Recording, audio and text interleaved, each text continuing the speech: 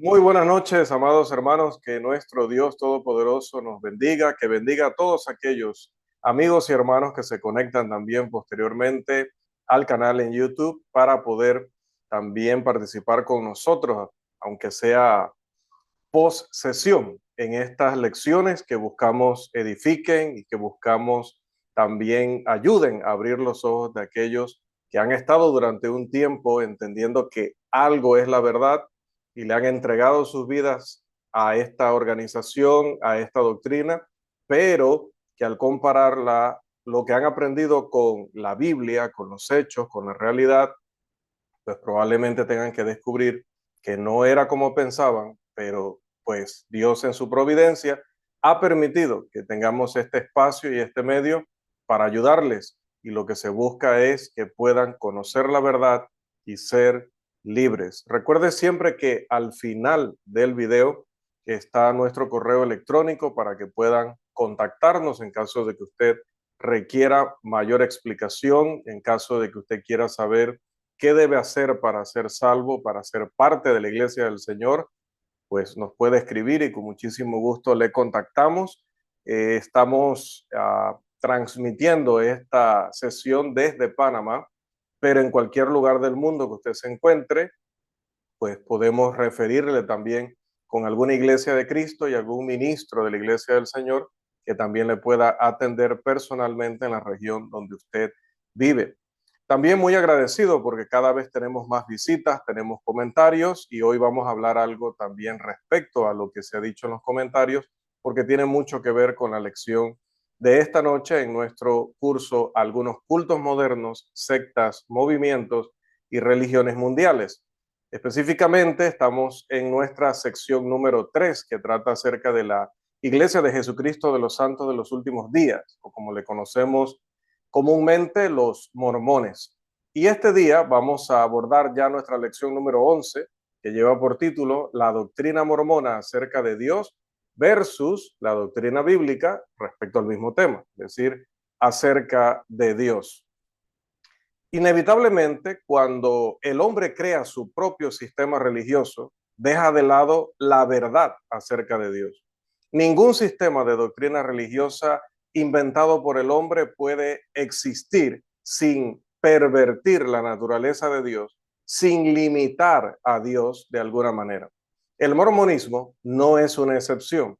El sistema religioso del mormón es falso, porque el Dios del mormonismo no existe en ninguna parte, excepto como producto de la imaginación de los hombres.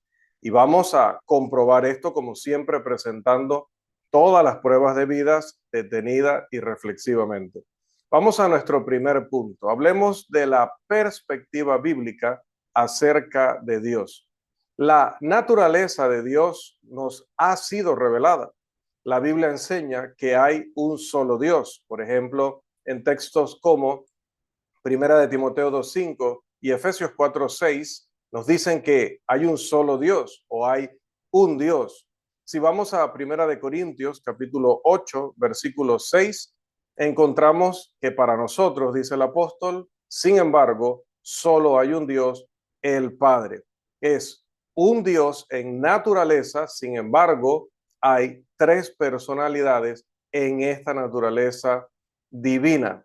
Primera de Corintios 8:6 es el texto que acabábamos de citar, porque a pesar de que Corintios 8:6 dice que, o Primera de Corintios 8:6 dice que el único Dios es el Padre, luego en Hebreos capítulo 1, versículo 8, es el mismo Padre quien reconoce al Hijo como Dios cuando le dice, tu trono, oh Dios, por el siglo del siglo. También Lucas registró a Pedro identificando al Espíritu Santo como Dios, cuando allá en Hechos capítulo 5, los versículos 3 y 4, le dice a Ananías, al intentar mentirme a mí, no me estás mintiendo a mí, le estás mintiendo a Dios. Y luego, o al principio, antes de decir Dios, había dicho que estaba intentando mentir al Espíritu Santo. Entonces, allí está diciendo que el Espíritu Santo es Dios. Hebreos 1:8 dice que el Padre reconoce al Hijo como Dios. Y Primera de Corintios 8:6 dice que el Padre es Dios. Entonces, allí entendemos que Dios no es en ese contexto un nombre, sino que se está refiriendo a la naturaleza, a los atributos, a las características propias de ese ser que conocemos como eterno, que conocemos como omnisciente, omnipresente. Y todas esas cualidades, si el Espíritu Santo es Dios, las tiene el Espíritu Santo. Si el Hijo es Dios, las tiene el Hijo. Y si el Padre es Dios, las tiene también el Padre. Así que son tres personas o tres personalidades, aunque hay una sola naturaleza a la cual llamamos Dios. En algunos contextos se habla de Dios en la Biblia como si fuera un nombre, pero por supuesto, cuando estudiamos el tema más detalladamente, cuando abarcamos todo lo que la Biblia tiene que decir, entendemos que Dios se refiere a la naturaleza que tienen estas tres personas divinas. Como estas tres personalidades distintas componen el único Dios, ¿cómo eso es posible? ¿Cómo pudiéramos explicarlo? ¿Cómo pudiéramos entenderlo? Definitivamente que no está revelado, porque es que no lo podríamos entender plenamente, me refiero. Pero la Biblia enseña que hay tres personas en una única deidad. Los hombres pueden llegar a este conocimiento porque las escrituras así lo enseñan. Dice, por ejemplo, la palabra en Juan capítulo 4, versículo 24, que Dios es espíritu. También lo dice en Job, capítulo 9, versículo 11. Dice que es invisible en Primera de Timoteo 1:17 y en Primera de Juan 4:12. Nos dice la escritura que no tiene carne ni hueso, porque si es un espíritu, no tienen ellos estas características, como lo mencionó Jesús allá en Lucas, capítulo 24, versículo 39. Es más, amados, ¿qué dice Primera de Timoteo 6:16 acerca de nuestro Dios? Por favor. Habita en luz inaccesible, a quien ninguno de los hombres ha visto ni puede ver.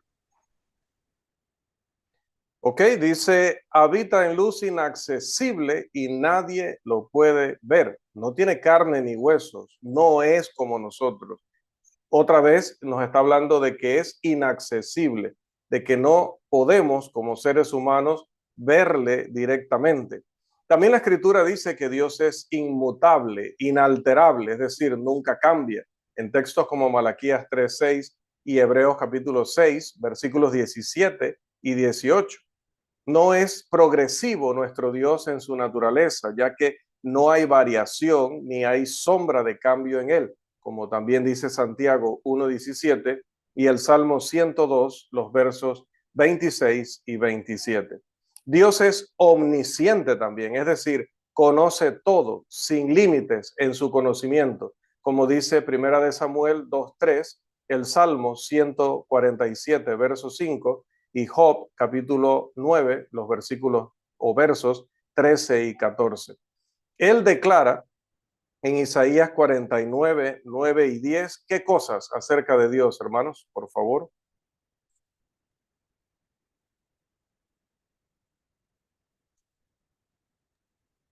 Yo Isaías soy Dios, 46, 9 y 10. Gracias.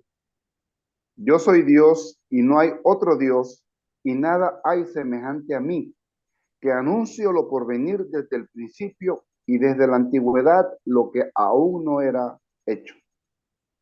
Ahí está, soy Dios y no hay otro Dios, no hay nada semejante a Él. Dios es infinito en sabiduría y entendimiento, porque, como dice la Escritura también, hermano, por favor, en estas citas de Salmos 147:5, Job 9:4 y Jeremías 23 y 24, continuamos la lectura.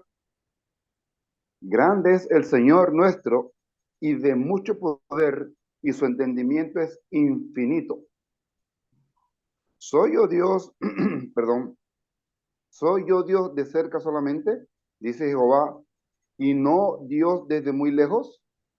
¿Se ocultará alguno, dice Jehová, en escondrijos que yo no lo vea?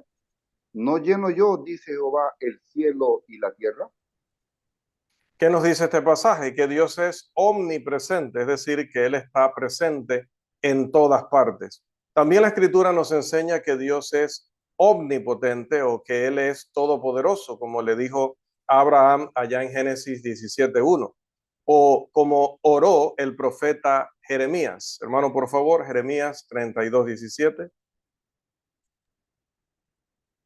Oh Señor Jehová, he aquí que tú hiciste el cielo y la tierra con tu gran poder y con tu brazo extendido. Ni hay nada que sea difícil para ti, Dios viviente. No, ajá, esa es otra cita más adelante. Además, Ok, Dios es, gracias hermano, Dios es autosuficiente. Él existe en sí mismo y no depende de nada más. Él es único o es el único que existe por sí mismo. Él es el Dios viviente, como le llama Josué en el capítulo 3, versículo 10 de su libro, y el apóstol Pablo en 1 de Timoteo, capítulo 3, versículo 15.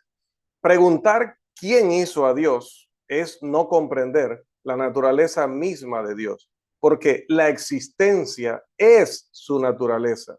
Lo que Él es lo que Él es. Dios se reveló a sí mismo a Moisés para que lo transmitiera así a Israel como yo soy el que soy. Él trasciende, Él está fuera de las limitaciones del tiempo. Como dice segunda de Pedro 3:8, para él un día es como 1000 años y 1000 años como un día. O como dice el Salmo 90, verso 2, él es desde el siglo y hasta el siglo. O como dice literalmente el texto, desde la eternidad hasta la eternidad. No hay nadie y no hay nada como Dios. Moisés les dijo a los israelitas en Deuteronomio 4:35, a ti te fue mostrado para que supieses que Jehová es Dios y no hay otro fuera de él. No hay nadie a quien podamos comparar con Dios, como también lo aprendemos del Salmo 89, verso 6 e Isaías, capítulo 40, versículo 18. O también como el mismo Isaías, en el capítulo 46, versículo 5, dice, ¿a quién me asemejáis y me igualáis y me comparáis para que seamos semejantes? Una pregunta que se respondía por sí sola. Entonces, dado que no hay nadie a quien podamos comparar con Dios, frecuentemente se le menciona en las escrituras como si tuviera forma humana, como si tuviera emociones humanas, y estas son solamente figuras retóricas mediante las cuales podemos referirnos a él y no debemos tomarlas literalmente. Como el único que existe por sí mismo, a él y a todo lo que existe fuera de él le debemos nuestra existencia. Génesis capítulo 1 nos habla de cómo todo y todos vinimos de él. Hechos 17, 24 al 28 también nos dice, linaje suyo somos. También hay otras cualidades de su naturaleza que son mencionadas en varios pasajes de la Escritura. Por ejemplo, que Él es amor, primera de Juan 4:8, que Él es justo, Deuteronomio 32:4, que es misericordioso, Efesios 2:4 y 5, que es bueno, Marcos 10:18, que es santo, primero de Samuel 2:2 y el Salmo 5, verso 4. Él es ilimitado en todas sus características y atributos. Verdaderamente, Dios es la única realidad infinita, eterna y autoexistente, quien ha creado todo lo que existe aparte de sí mismo y se nos ha revelado de esta manera en la naturaleza y también en las escrituras. Así que teniendo la perspectiva bíblica respecto a Dios, es decir, habiendo aquí resumido todo lo que la Biblia enseña acerca de Dios, de su naturaleza, sus atributos, sus cualidades, pues nos corresponde ver, porque es el tema particular que estamos tratando en esta lección número 11, la perspectiva mormona acerca de Dios. Y aquí, pues vamos a apoyarnos mucho en el hermano Carlos, que le gusta mucho leer porciones del libro Mormón, de Doctrina y Convenios y de las profecías de Joseph Smith. Se me está volviendo un experto en este tipo de material. A primera vista, la visión o la perspectiva mormona de Dios podría parecer compatible o consistente con lo que acabamos de ver que la Biblia dice. De hecho, cuando vamos a los materiales mormones, por ejemplo, a uno conocido como el testimonio de los tres testigos, que estos son no más que los señores Oliver Cowdery, David Whitmer y Martin Harris, que eran muy amigos del señor Joseph Smith y que fueron tomados como testigos de aquellas revelaciones y de aquellas enseñanzas, las primeras enseñanzas y fundamentos de la iglesia mormona. Pues ellos ahí dicen, esto de hecho se encuentra en las primeras páginas del libro de Mormón, y el honor sea al Padre y al Hijo y al Espíritu Santo, que es un solo Dios. Hasta allí no han dicho nada contrario a la doctrina bíblica. También a partir del libro de Mormón aprendemos ciertas cosas de Dios. Por ejemplo, noten allí en pantalla que tenemos afirmaciones en este libro como supuestamente diciéndolo Dios, no tengo principio ni fin de días. Eso estaría de acuerdo con la doctrina bíblica. No hay otro Dios aparte de mí. Eso está totalmente en armonía con lo que dice la Biblia. De hecho, es una copia de lo que la Biblia dice. Y luego hay otro texto que dice, todo esto es del libro de Mormón, entonces los libros específicos de Moses y Alma son los que estamos citando aquí. Recuerde que todas las referencias van al final de la lección en la bibliografía o en las notas a pie de página. Todo esto va a estar en el material escrito como prueba y evidencia de que todo lo que estamos diciendo viene directamente de los libros de este grupo religioso. Dicho sea de paso, voy a hacer un paréntesis antes de avanzar. Dentro de los muchos comentarios que agradezco, siempre agradezco los comentarios, así hablen a favor, hablen en contra, o no se entienda si están a favor o en contra, que me ha pasado a leer. Todos los comentarios son importantes porque le dan mucha visibilidad al canal. Dentro de esos comentarios había uno donde aparentemente una señora decía pues que la iglesia mormona es la iglesia verdadera, que estábamos acá diciendo mentiras y que nosotros sabemos que estamos mintiendo porque las cosas que hemos dicho no son así. Pues por lo mismo estamos citando libros, estamos dando fechas y estamos dando incluso las páginas específicas para que nadie pueda decir que esto no los estamos inventando. Si la persona no se ha leído todos los libros de su grupo religioso, eso ya no entra dentro de nuestra responsabilidad ni está en nuestras posibilidades ayudarle con ello. Pero debe leerlo con más detenimiento o leerlos con más detenimiento para que compruebe que todo lo que estamos diciendo, todo lo que estamos poniendo entre comillas, es una cita directa de los libros que escribió dicho profeta, supuestamente por revelación de Dios. Entonces, no me respete a mí si no me quiere respetar a mí. Es que yo solamente soy un medio, solo soy un recurso.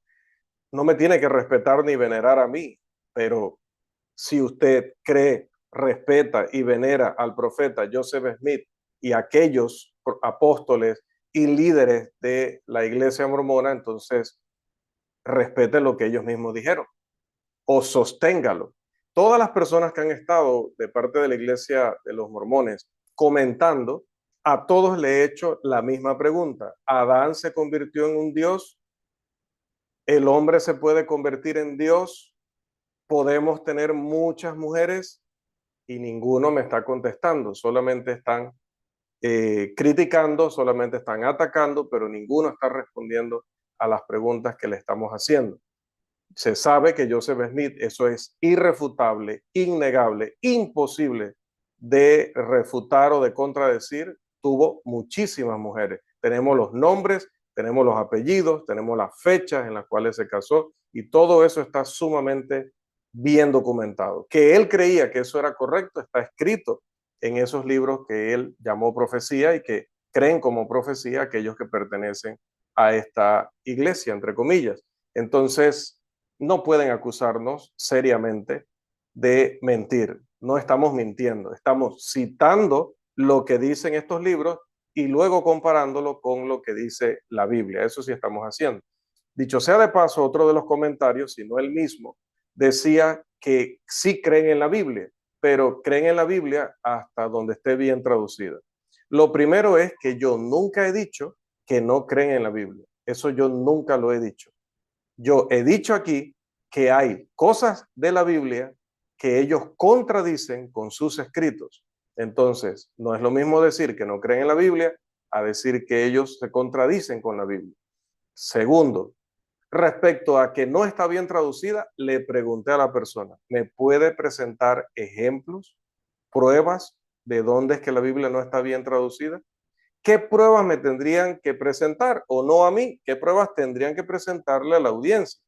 Lo que tendrían que presentarle a la audiencia es, mire, esta traducción de la Reina Valera, versión de 1960, está incorrecta porque el manuscrito original que reposa en tal lugar, número tal, nombre tal, dice esto en griego o dice esto en hebreo, y como puede ver, estas palabras no se traducen de esa forma, sino de esta otra, porque, y citar las autoridades gramaticales, citar los diccionarios, etcétera. O sea, no es simplemente porque un elder, porque un superintendente, porque un apóstol, o como, bueno, es que tienen una organización también increíble, han mezclado la Iglesia Católica con lo que dice el Nuevo Testamento, con los personajes del Antiguo Testamento, y tienen una super organización mezclando todos los posibles líderes y personas de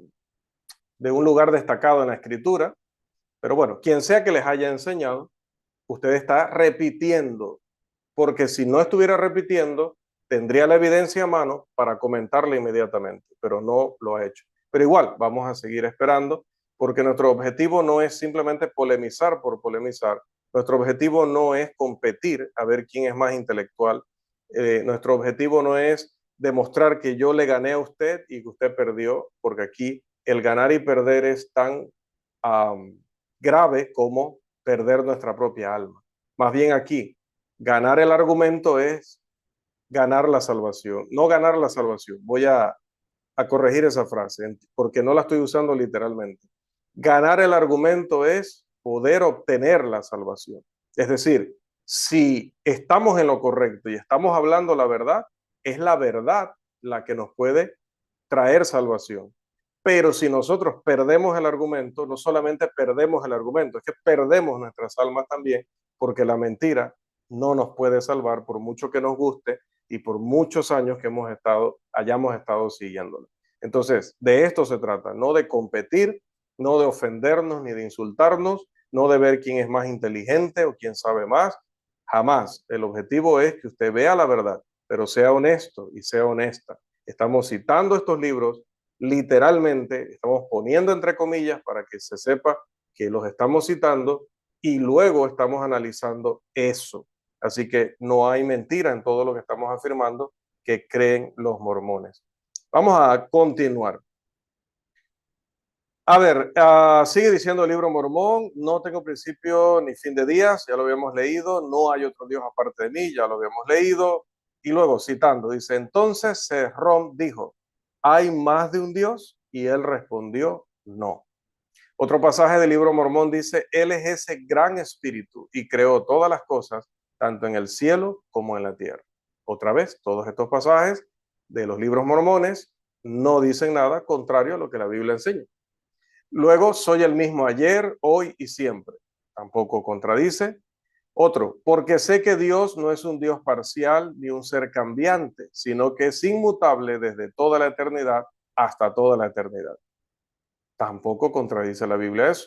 Otro, conocedor de todas las cosas existentes desde la eternidad hasta la eternidad, refiriéndose a Dios. Tampoco contradice la Biblia.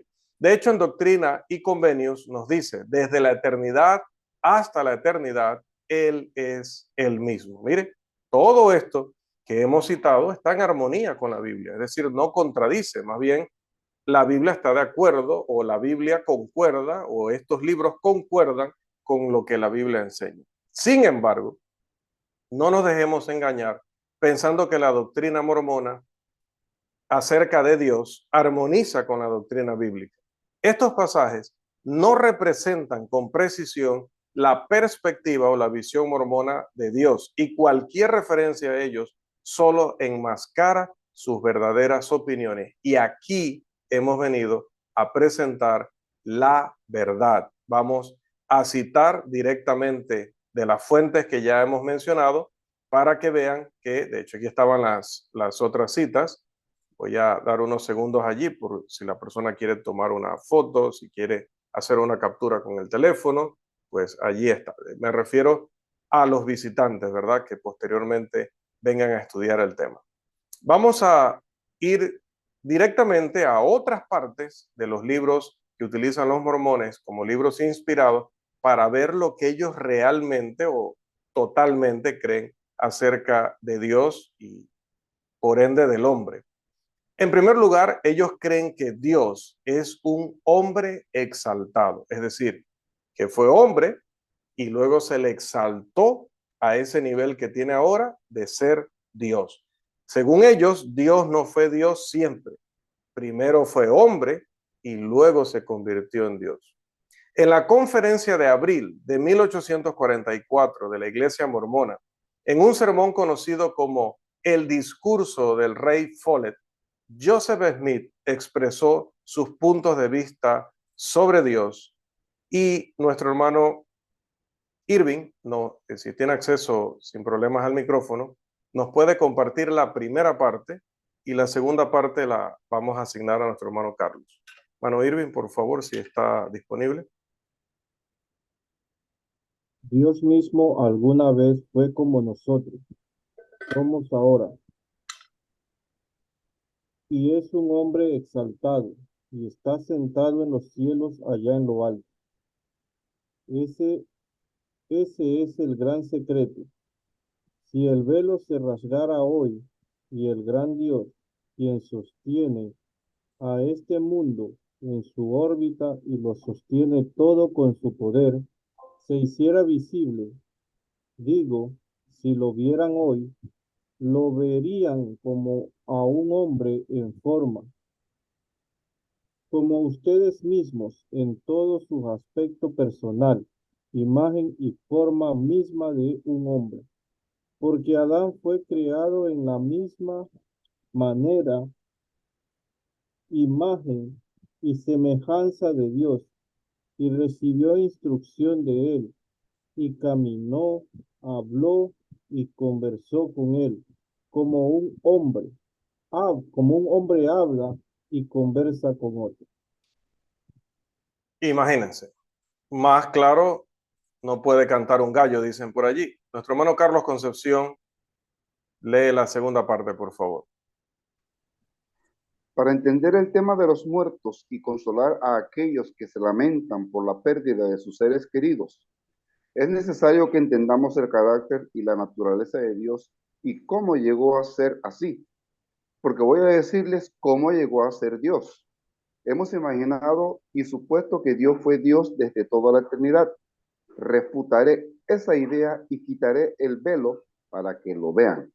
Estas ideas son incomprensibles para algunos, pero son simples. Es el primer principio del Evangelio conocer con certeza el carácter de Dios y saber que podemos conversar con Él como un hombre conversa con otro y que Él fue una vez un hombre como nosotros. Sí, que Dios mismo, el Padre de todos nosotros, habitó en una tierra, al igual que Jesucristo mismo, y lo mostraré desde la Biblia.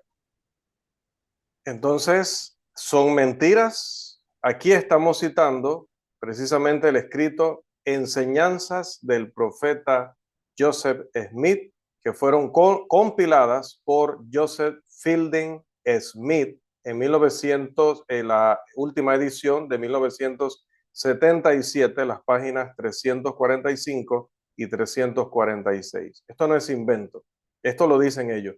Dios, o lo decía este profeta, entre comillas, que no era profeta, por eso le colocamos las comillas, decía que Dios fue como nosotros somos ahora, como nosotros somos ahora. Era un mortal como nosotros, un ser humano como nosotros, y que luego fue exaltado para poder ser Dios. De hecho, en su obra Observación sobre el Dios sectario, dice: aquello que no tiene partes corporales ni pasiones no es nada, no hay otro Dios en el cielo que aquel Dios que tiene carne y huesos. Note que lo está diciendo el fundador de la Iglesia de Jesucristo de los Santos de los Últimos Días. Y uno de sus apóstoles, conocido o llamado Parley Pratt, designado por José Smith como apóstol, declara en su libro, La clave para la ciencia de la teología: un Dios así nunca podría ser visto, oído o sentido por ningún ser en el universo. Nunca ha habido un ídolo visible adorado entre los hombres que fuera tan impotente como este Dios, sin partes corporales ni pasiones. Allí está Joseph Smith criticando la creencia en un Dios invisible, en un Dios que es espíritu. Él dice que eso sería un Dios inútil, un Dios que tiene hasta menos poder que aquellos ídolos que se crean los hombres. Y termina diciendo Parley Pratt: un Dios así nunca podría ser, perdón, él representa a Cristo incluso poseyendo los mismos atributos que su Padre en su plenitud. Un Dios no solo con cuerpo y partes, sino con carne, huesos, tendones y todos los atributos, órganos, sentidos y afectos de un hombre perfecto. Otra vez, esto no es un invento, estamos citando las palabras de un apóstol, Parley Pratt, de la Iglesia de Jesucristo de los Santos de los Últimos Días.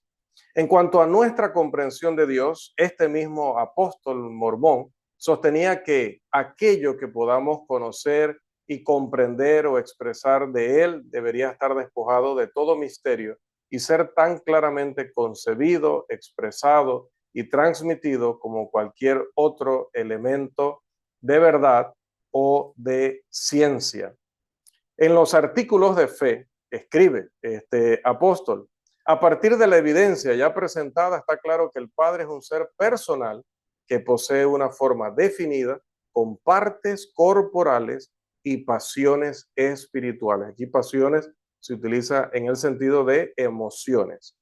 Del libro Doctrina y Convenios, el 130, sección 22, aprendemos que el Padre tiene un cuerpo de carne y huesos tan tangible como el del hombre. Lo mismo ocurre con el Hijo, pero dice, el Espíritu Santo no tiene un cuerpo de carne y huesos, sino que es un personaje espiritual. De hecho, Parley Pratt está de acuerdo al enseñar prácticamente lo mismo con las mismas palabras. Dice: sin embargo, el Espíritu Santo no posee un cuerpo de carne y huesos como el Padre y el Hijo, sino que es un ser espiritual. Es muy interesante observar la condición en la que, según estos autores, queda el Espíritu Santo, ya que según la doctrina de Joseph Smith, que acabamos de leerla, el gran principio de la felicidad consiste en tener un cuerpo. Pero ¿qué pasa? Dice, el diablo no tiene cuerpo, dice Joseph Smith, y en esto radica su castigo. Pero el Espíritu Santo, si esto es así, y el Espíritu Santo no tiene carne ni huesos, no tiene cuerpo, y si no tiene cuerpo, entonces el Espíritu Santo, según la doctrina de Joseph Smith, se quedaría sin el gran privilegio de la felicidad, como él le llamó, y sufriría el mismo castigo que sufre el diablo, mientras al mismo tiempo acepta que es un miembro de la deidad. Esto es la insensatez de los hombres que, queriendo ser sabios, se hicieron necios, dice la Escritura. Según la doctrina mormona, el todopoderoso Dios no es más que un hombre exaltado. El humanismo moderno sostiene que el hombre es lo máximo que hay en el universo, que es la realidad última. Y en cambio, el Dios del mormonismo, al final, resulta ser algo similar a ese concepto carnal, mundano y ateo. Para tratar de evitar el absurdo de llamar a Dios un hombre exaltado, Joseph Fielding Smith, historiador de la Iglesia mormona durante mucho tiempo y posteriormente presidente de la misma, trata de explicarlo diciendo: naturalmente hay muchas cosas que no comprenderemos mientras estemos en esta vida mortal y no seremos capaces de entender todas las dificultades que se presentan ante nosotros. Nuestra comprensión es limitada y juzgamos según las cosas que conocemos y con las que estamos familiarizados. Pero Joseph Smith, presidente, fundador, y Parley Pratt, apóstol mormón, afirman que el primer principio del evangelio es conocer con certeza el carácter de Dios, y nuestro conocimiento, comprensión y expresión de él deben estar libres de todo misterio y ser tan claros como cualquier otro elemento de la verdad. Obviamente, Joseph Fielding Smith no creía que las cosas fueran tan claras y sentía la necesidad de admitir cierta dificultad después de todo. Joseph Smith creó más problemas de los que nunca esperó resolver. Se sumergió en la profundidad de la locura cuando dijo que nos revelaría el origen de Dios, cómo Dios llegó a ser Dios, que lo acabamos de leer. Él alegaba que solo es imaginación y suposición que Dios fue Dios desde toda la eternidad. Joseph Smith estaba engañado y se convirtió en un engañador, porque ¿acaso este señor nunca se encontró con el texto de Isaías 57:15? El alto y sublime, el que habita la eternidad y cuyo nombre es el Santo. Dios siempre ha existido. Dios no es hombre, como dice Números 23:19. Todas las características y atributos de Dios se ven afectados por esta visión pervertida de la Biblia y de la doctrina sobre Dios. La omnipresencia de Dios se rechaza cuando se ve a Dios como simplemente un hombre. De hecho, voy a citar otro de los apóstoles mormones, James Talmage o algo así. Él afirmó, su persona no puede estar en más de un lugar a la vez. Y luego siguió diciendo, Parley Pratt, en acuerdo con Talmage, es por lo tanto una absoluta imposibilidad para Dios el Padre o Jesucristo estar personalmente presente en todas partes. La omnipresencia de Dios debe entenderse de alguna otra manera, que no sea su presencia corporal o personal. O sea, rechazan rotundamente la doctrina de la deidad, de la omnipresencia de Dios. Aquellos que abrazan esta doctrina presumiendo ser sabios, se han vuelto necios y han cambiado la gloria del Dios incorruptible por una imagen semejante a un hombre corruptible y se han ganado para sí estar sentenciados a que caiga sobre ellos la ira de Dios, como lo explica el apóstol Pablo en Romanos capítulo 1, versículos 18 hasta el 23. Porque una vez que se reduce a Dios al nivel de un hombre, se vuelve fácil hacer de todos los hombres, ¿qué cosa? Dioses. Esto nos lleva a nuestro siguiente punto sobre la misión o la visión mormona respecto a Dios, y es el de la pluralidad de dioses en la doctrina mormona. Ya se mencionó anteriormente que Joseph Smith enseñó que Dios moraba en una tierra, igual que Jesucristo. Él lleva la doctrina aún más lejos cuando afirma lo siguiente. Hermano Irving, por favor. Primer párrafo. Aquí entonces está la vida eterna, conocer al único Dios sabio y verdadero. Y ustedes tienen que aprender a ser dioses ustedes mismos y ser reyes y sacerdotes para Dios, lo mismo que todos los dioses antes que ustedes, es decir, avanzando a un pequeño grado a otro y de una pequeña capacidad a una gran.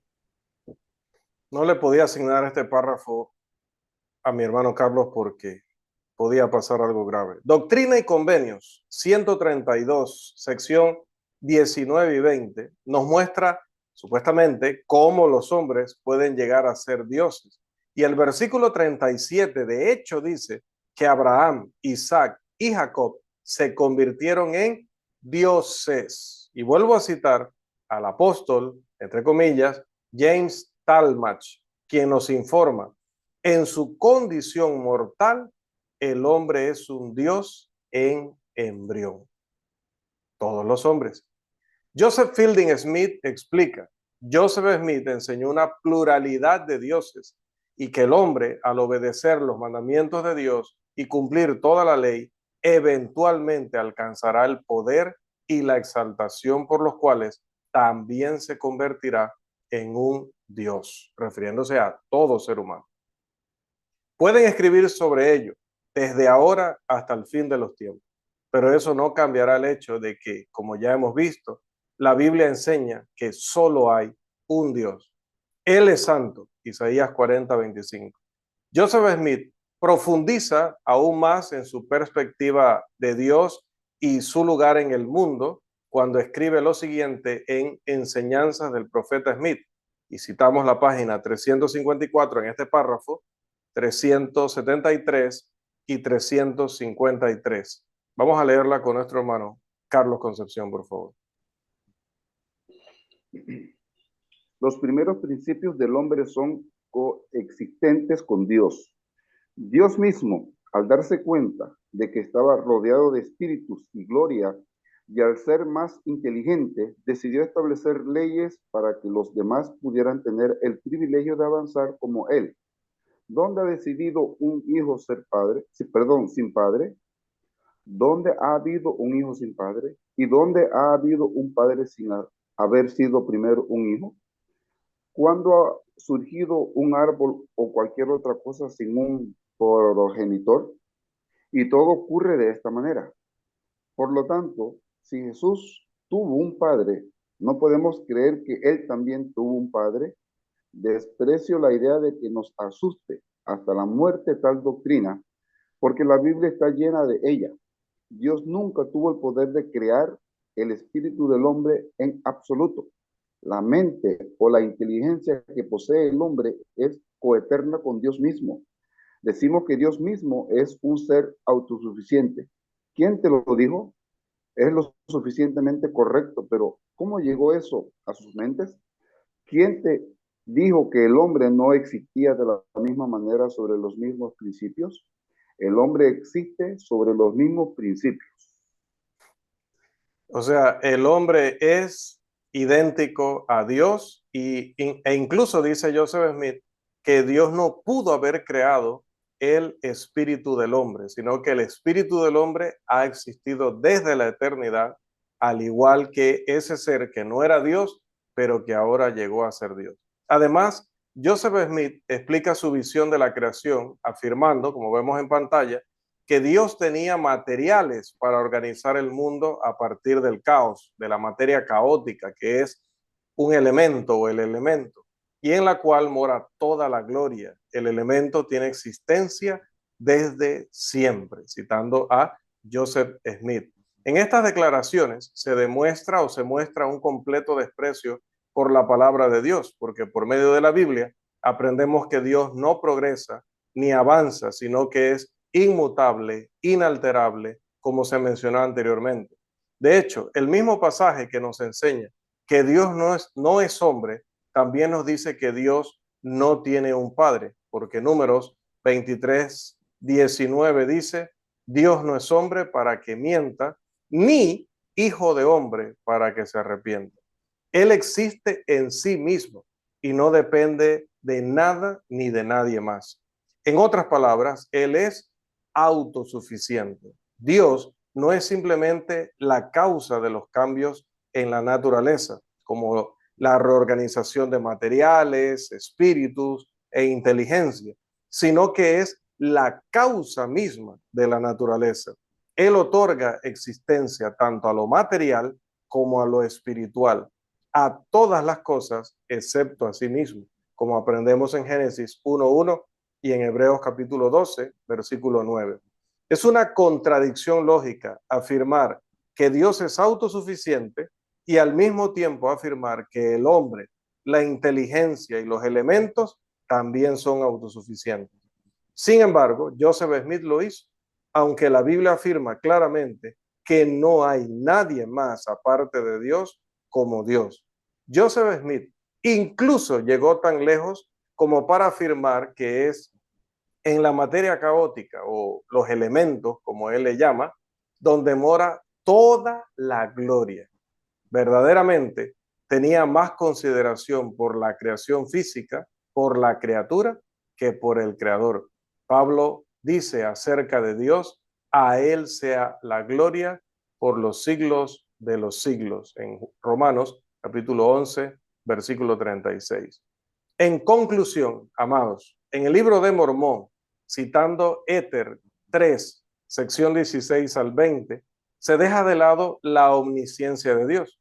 Una vez más, en el libro de Mormón y la perla de gran precio, se hace a Dios responsable del pecado y por lo tanto de todo mal. Y cito segunda de Nefi, capítulo 2, sección 22 al 25, y el libro de Moses, capítulo 5, la sección 10 y 11. Aún no hemos agotado todos los conflictos que hay entre la perspectiva mormona acerca de Dios y la perspectiva bíblica. No hay muchas religiones a las que se pueda acudir para encontrar, en nombre de la religión, una falta tan completa de respeto por la existencia, el carácter y la palabra de Dios como la que se encuentra, y podemos ver todos, en el mormonismo.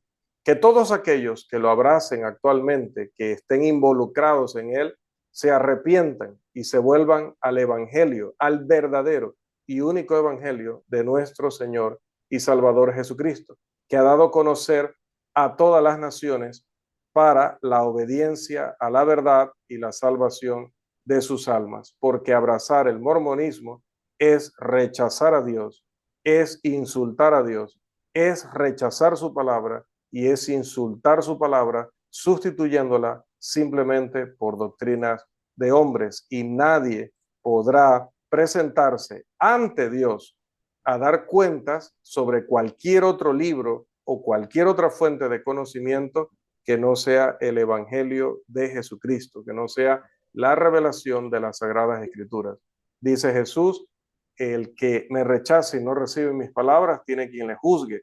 La palabra que yo he hablado, ella le juzgará en el día postrero. Juan capítulo 12, versículo 48. Ni el libro de Mormón, ni la perla de gran precio, ni Doctrina y Convenios, ni las enseñanzas del profeta Joseph Smith. La palabra que yo he hablado, dice Jesús, ya la había hablado, la había revelado, y su espíritu iba a recordarle esa palabra y a enseñar a los apóstoles del primer siglo para dejarnos esa guía perfecta que se llama la Biblia, que no necesita ningún complemento, que prohíbe en Apocalipsis 22, 18 y 19 agregarle o restarle a ese libro perfecto que, como dijo el apóstol Pablo en 2 de Timoteo 3, 16 y 17, tiene todo lo que necesita el hombre de Dios para hacer la voluntad de Dios, para ser perfecto, para cumplir toda buena obra. Así que hasta aquí llegamos en nuestra lección